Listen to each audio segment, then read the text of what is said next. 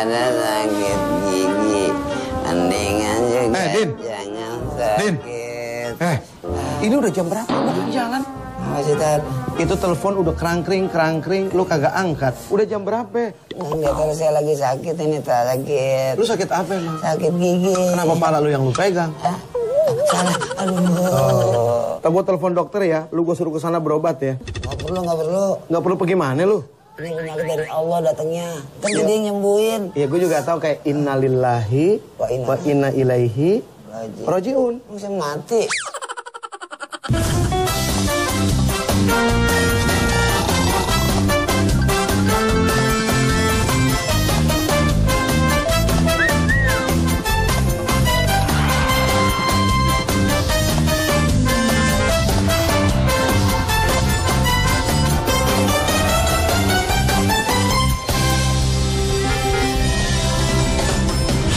Tuh kan, kata lu bilang lu ngerti. Innalillahi, sesungguhnya segala sesuatu datang dari Allah. Iya. Wa inna ilaihi, dan kembali kepada Allah. Gua ngerti, tapi gua bilang gitu lu kata meninggal. Ikhtiar, orang mah ikhtiar lagi sakit, ikhtiar. Buat apa diciptain obat? Apalagi ada kalimat likulli da'in dawaun, setiap penyakit ada obatnya. Berarti kan kita suruh ikhtiar. Jangan. Saya ini lagi sakit gigi, malah diceramain. Tinggalnya aja somelin, malah diceramain. Sakit nih. Ini orang mau izin aja udah aja. Gigi udah melendung tuh, udah melendung. Terus yang ngurusin gue siapa di sana? Ntar supir. Udah, teleponin mulu. Iya, tadi ya. Nah, itu dong, Tad. Kayak nggak pernah sakit gigi aja. Itu namanya Ustadz pengertian.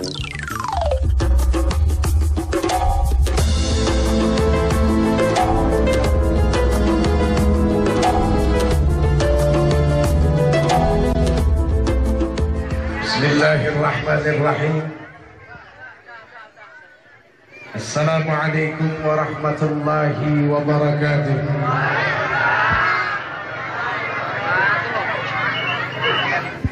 Ini ngomong-ngomong soal khitan, biasanya ada harapan yang sangat luar biasa dari orang tua. Kepengen anak itu jadi anak yang Ketika kita ngomong soleh, soleh ini bukan sebuah nama. Soleh itu adalah sebuah perbuatan. Makanya kita minta kepada Allah Subhanahu wa ta'ala, Rabbi habli minas salihin. Apa artinya? Wahai Tuhanku, berikanlah kepada aku, atau anugerahilah kepada aku anak yang soleh. Yang soleh ini yang mana? Yang kehidupannya ketika besar bisa membantu orang tuanya. Yang kehidupannya ketika besar bisa menjaga nama baik orang tuanya. Yang kehidupannya ketika besar bermanfaat bukan cuma untuk agamanya, tapi juga bangsa dan negaranya. Amin, amin ya Rabbal. Rasul sallallahu alaihi wasallam juga memberikan satu isyarat. Apa kata beliau? Berikanlah nama-nama yang baik untuk anakmu, karena anakmu itu akan dipanggil bukan cuma dengan namanya, tapi juga dengan nama kedua orang tuanya. Karena sekali waktu, Bang, ada orang datang ke rumah saya. Dia bilang, "Ya, saya pengen punya anak diambil nama dari Al-Quran." Ini dikasih nama Alif Lam Mim. Itu anak pertama, Je. Terus anak kedua, Zalikal Kitab. Maksud lu apa? Biarnya anak rajin baca Quran. Oh, boleh. Terus yang ketiga siapa? La Raiba Fi. Maksud lu biar anaknya mantap, nggak ada keraguan-raguan, istiqomah dalam pikiran dan jalannya. Terus yang keempat, Hudan. Biar kenapa? Biarnya anak dapat petunjuk. Oh, begitu. Terus yang terakhir, Lil Muttaqin. Maksud lu biarnya anak jadi orang yang bertakwa. Nah, terus bagaimana? Kan kalau saya panggil anak-anak saya yang 5, itu kan pahalanya pahala dapat baca Quran. Maksud lo, ya coba aja diurut. Alif Lam Mim, Dzalikal Kitabu la raiba fihi hudal lil muttaqin. 5-5-nya nomor. Yang jadi masalah kalau emak bapaknya nggak bisa baca Quran. Dia bilang apa? Oh gampang, Uje. Panggil aja nama suratnya apa? Al-Baqarah. 5-5-nya datang semua. Cuma masalahnya kalau kita lihat Al-Baqarah artinya apa? Sapi betina. Fas'alu ahla dzikri in kuntum la ta'lamun. Tanya sama yang tahu kalau kalian tidak tahu. Tujuannya apa? Jangan niat baik sampai akhirnya menjadi keliru. Karena sesuatu yang baik ketika tidak disandarkan kepada ilmu, sesuatu yang baik ketika tidak disandarkan kepada Al-Quran, sesuatu yang baik ketika tidak disandarkan kepada Rasul Sallallahu Alaihi Wasallam, bisa jadi tidak menjadi sesuatu yang baik. Na'udzubillah, tsumma na'udzubillahi min.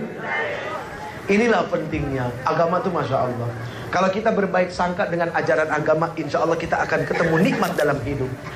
Tapi kalau kita sudah berburuk sangka dengan semua ajaran-ajaran agama, percaya deh hidup kita bakal stres melulu. Orang-orang yang hidupnya stres, Pak, adalah orang yang buruk sangka dengan ajaran agama. Simple kok, hidup itu sederhana ya, ketika kita melihatnya secara sederhana. Akan menjadi ribet ketika kita memandangnya dengan keribetan yang sangat luar biasa.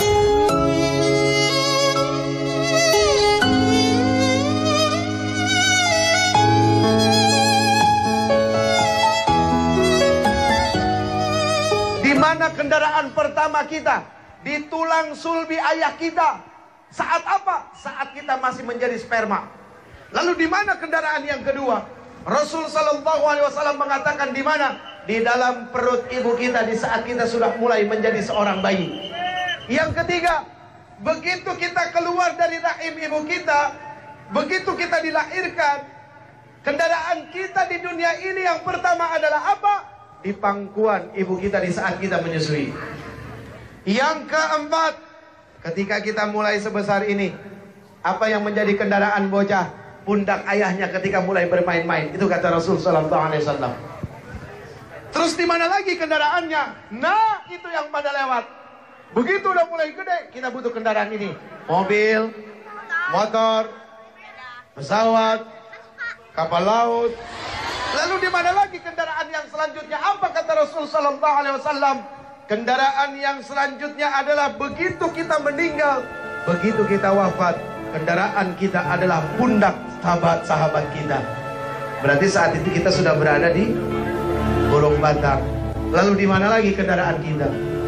Ketika kita dibangkitkan di yaumil mahsyar, buat mereka orang-orang yang sempat berkurban dengan hewan kurban, apakah kambing, apakah sapi, ataukah lain hewan yang sesuai dengan syariat yang harus dikorbankan, itulah yang akan menjadi kendaraan kita. Akan datang hari mulut dikunci, kata tak ada lagi.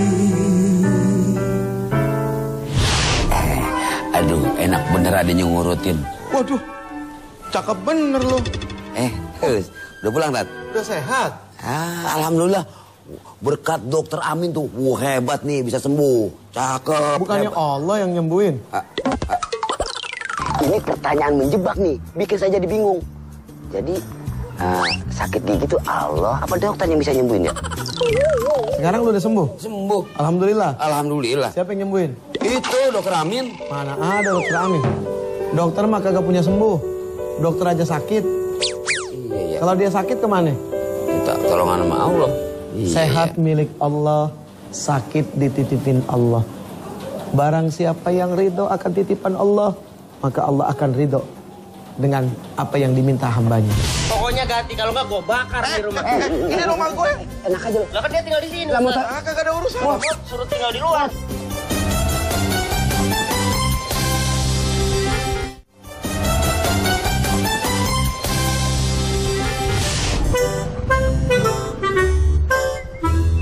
Waalaikumsalam. Assalamualaikum dulu, Din. Baru waalaikumsalam lu jawab. Ini nih, preman yang kagak lulus. Rambut aja udah kayak mic keriting. Mau ngapain lu kemari? Ya elah si Brad Pitt kesabar petir. Lu tadi mau ngapain kemari? Sehat apa sakit? Sehat. Sehat? Iya. Ya udah kalau gitu gua nitip motor. Sekalian cuciin motor gua. Kan lu sehat. Wen, ini rumah Ustad, bukan laundry. Kalau laundry kan tempat nyuci baju. Jadi salah saya. Tapi lumayan. Ini motor bisa buat apel ke rumah Indun. Udah ganteng, udah keren. Pakaian udah rapi. Rambut udah bersisir. Hari ini Ogot mau ke rumah Indun. Dan Mau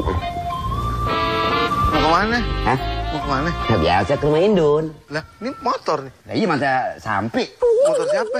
Ya motor siapa yang saya pegang ya saya yang punya. Ya nggak juga. Orang pegang kunci, punya motor. Nggak juga jaminan punya dia, Din. Orang zaman sekarang kan begitu. Iya, saya mau nitip pesen, kalau ada misalnya ada tamu, Tad.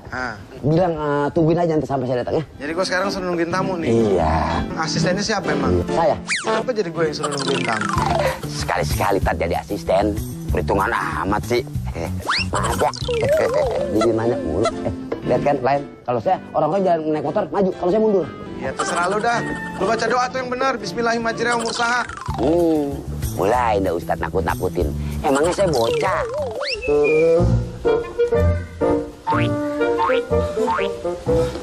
Motor gua mana nih? Ajar. Assalamualaikum. Ustaz. Assalamualaikum. Waalaikumsalam. Tanggung jawab Ustaz. Tanggung jawab. Motor saya titipin di sini dan sekarang hilang. Tanggung jawab Pak Ntar Ustaz. dulu, Wen. Ente baru ketemuannya kapan? Baru. Baru. Nah terus motor titipin sama siapa? Udin. Nah tuh, dia tuh. Assalamualaikum. Waalaikumsalam. Lu punya otak tuh. Masa nih motor rusak kamu gua lu? Kenapa lagi lu? Jatuh. Hah? Jatuh. Waduh, saya kualat nih sama Ustadz. Maafin ya, Tad. Saya nggak dengerin kata Ustadz tadi. Maaf.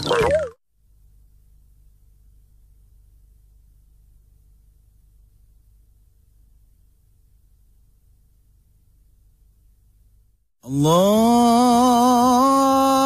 Akbar, Allahu Akbar, Allahu Akbar, Allahu Akbar. Asyhadu an la ilaha illallah. Asyhadu an la ilaha illallah.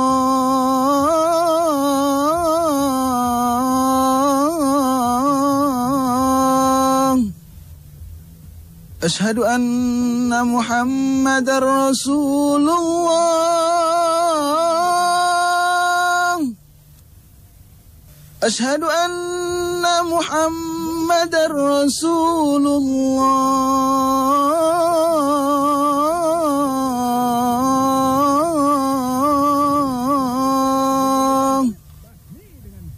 Hayya 'alas salah.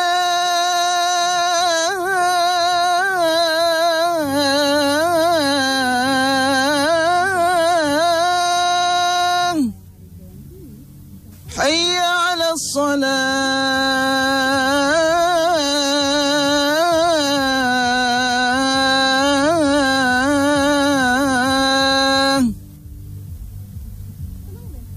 Hayya 'alal falah.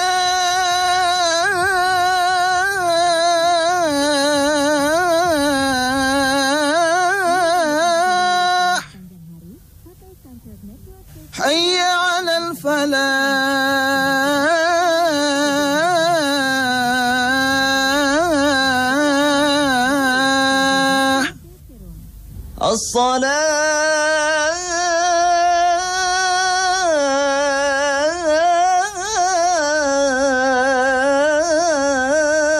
As-salatu khairum minan nawm.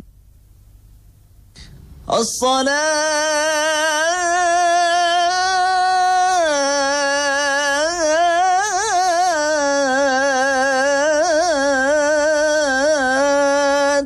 khairum minan nawm. Allahu Akbar, Allahu Akbar. La ilaha illallah.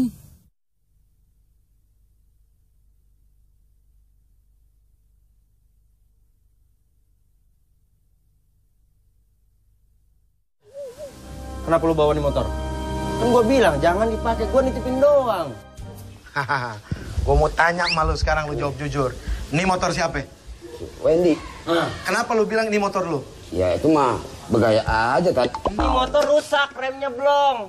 Gua mau bawa ke bengkel. Ngomong dong kalau rusak. Maaf ya. Iya. Nih gue ngomong nih hadis Rasul nih. Ayatul munafiki thalasun.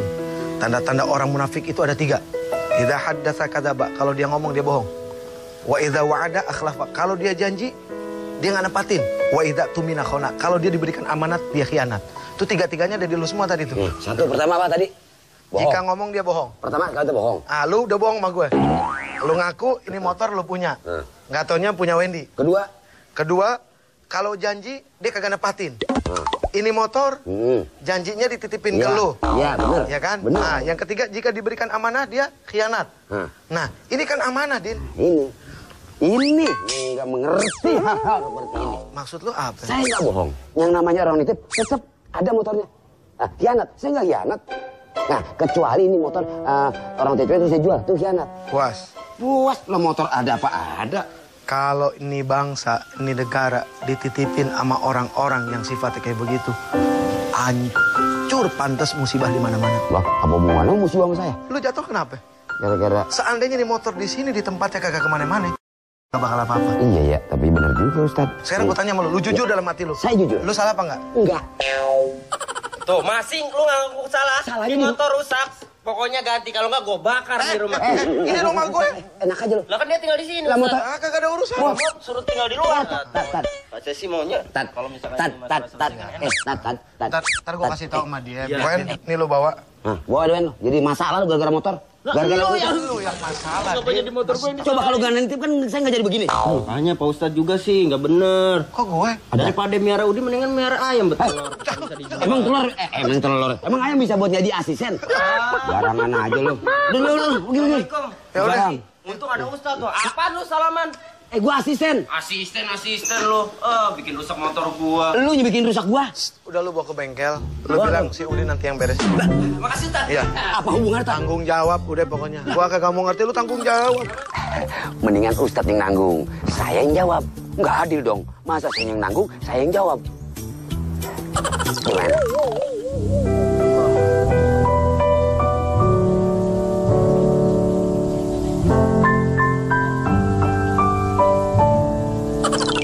Si Wendy sholat pakai dimain-mainin.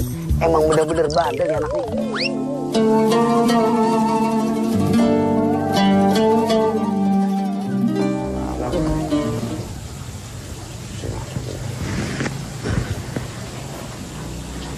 Wen, sholat nggak boleh dimain-mainin. Apaan sih lu? Itu tadi di tangan lu muter-muter. Kayak gue dong tadi tuh lurus.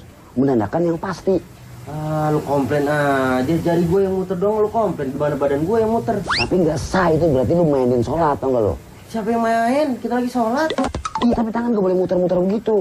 So tau lu Gue kan asistennya Ustad. Asisten Ustadz. Emang ilmu lu sama sama Ustadz? Lah dulu dari mana? Emang dari lu? Dia belajar sendiri, masa gue ngajarin. Tapi sholat malu pada doa.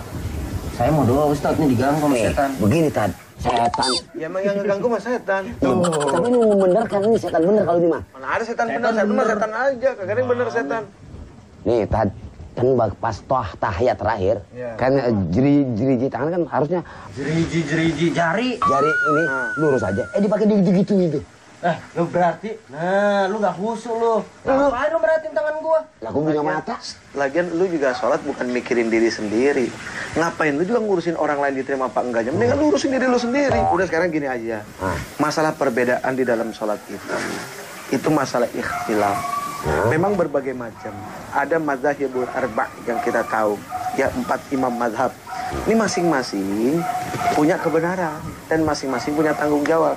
Masing-masing orang ketika melihat sesuatu itu tidak sama. Rasul itu bukan robot. Enggak. Sekali waktu ada yang melihat ini seperti ini, sekali ada yang melihat seperti itu. Yang penting masing-masing sudah ada yang bertanggung jawab. Kita ini makmum. Tinggal sekarang praktekin ibadah dengan benar. Nggak usah merasa paling benar. Ya, paling. Karena ketika kita merasa paling benar, belum tentu juga benar. Itu seperti sudut pandang Ustadz ya. Ada tampak samping, tampak belakang, Bangun rumah lu. tampak jelek. Iya kan? Oh iya benar. Itu cakep tuh. Nah, itu ntar gue pakai buat ceramah tuh. Gue lagi dah jelek. Emang pada sentimen Ustad sama Wendy. Jelek aja ke gua. Rambut ini adalah mahkota, kenikmatan, keindahan. Untuk itu ya kita semua. Tad, kok foto anak mamanya mulu, bapaknya mana? Lu dan bapaknya.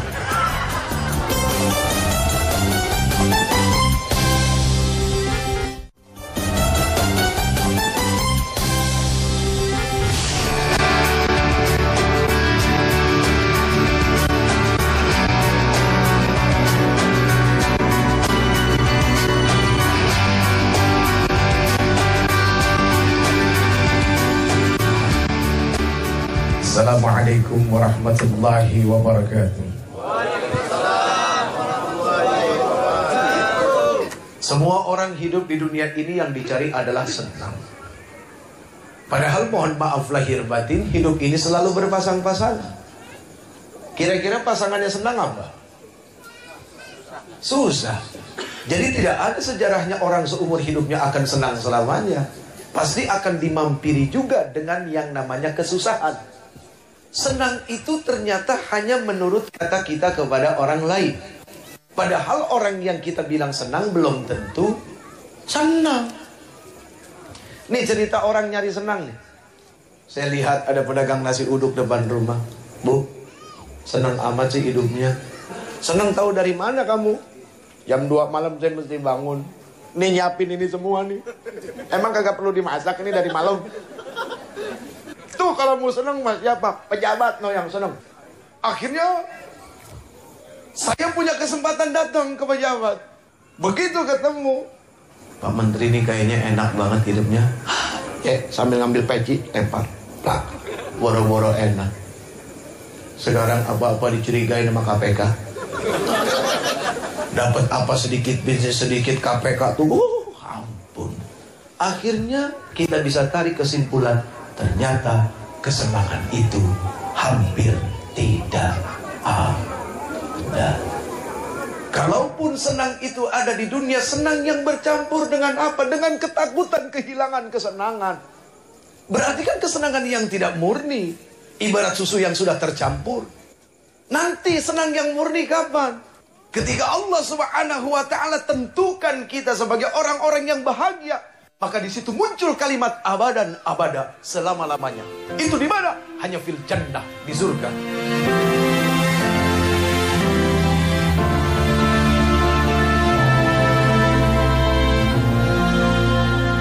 Ini kutu namanya keluar ya. Sekali waktu kutu ngobrol sama ibunya. Ma, nanti kalau kita disisir bagaimana ma? Udah pegangan aja lu yang kuat. Terus nanti kalau kita disisir serit bagaimana? Pegangan lagi lebih kuat. Terus kalau nanti digundulin, biarin aja, bukan kepala kita ini. Artinya ini bumi mau dihancurin, biarin aja. Ini urusan Allah, bumi milik Allah, bukan punya kita. Kita hanya disuruh pegangan yang kuat. Ini kepala ibarat perumpamaan bumi. Mata, telinga, mulut adalah kekayaan diisinya. Rambut ini adalah mahkota, kenikmatan, keindahan. Kutu itu ya kita semua.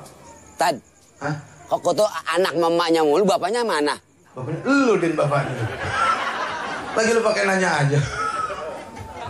Maaf, Kenapa? itu peci ada semut, ntar bisa membahayain Ustad. Waduh, sombong bener, mentang-mentang punya peci, pakai diangkat-angkat. Kurang aja lu. Kan kesian takutan Ustad ngapa-ngapa, kan perlu saya mengingatkan sebagai asisten. Sombong amat jadi asisten dia. Sekali waktu ada seorang ibu ke pasar. Duit di dompet tinggal 200 ribunya. Dicopet, teriak, ada polisi, lapor nggak? Pak polisi, duit saya. Ada seorang Jeffrey, sholat subuhnya kesiangan, bahkan benar-benar bablas. Lapor ke Ustadz nggak? Ustadz, tadi pagi subuh iman saya dirampok sama setan. Nggak ada. Nggak ada yang cerita iman dirampok tuh nggak ada. Rata-rata duit aja, harta aja yang rata-rata. Lihat orang jaga uang pak, pakai mobil anti peluru. Di dalamnya ada orang bersenjata. Seharusnya seperti itulah kita menjaga iman yang ada di dalam diri kita. Silakan kita memiliki dunia, asal kita jangan dimiliki dunia. Kan begitu aja prinsipnya. Wah, hubud dunia. Urusan hubud dunia bukan cuma punya orang yang rumah, bukan cuma orang yang punya rumah gede pak. Orang punya kambing satu juga bisa hubud dunia. Gara-gara kambingnya yang hilang, dia cari keliling muter-muter. Asar lewat, maghrib lewat, isya lewat. Hubud dunia nggak gara-gara kambing satu. Kan begitu. Kalau semua hartanya bisa dijadikan sebagai sebuah alat atau kendaraan dekat dengan Allah, mafi muskilah, no problemo.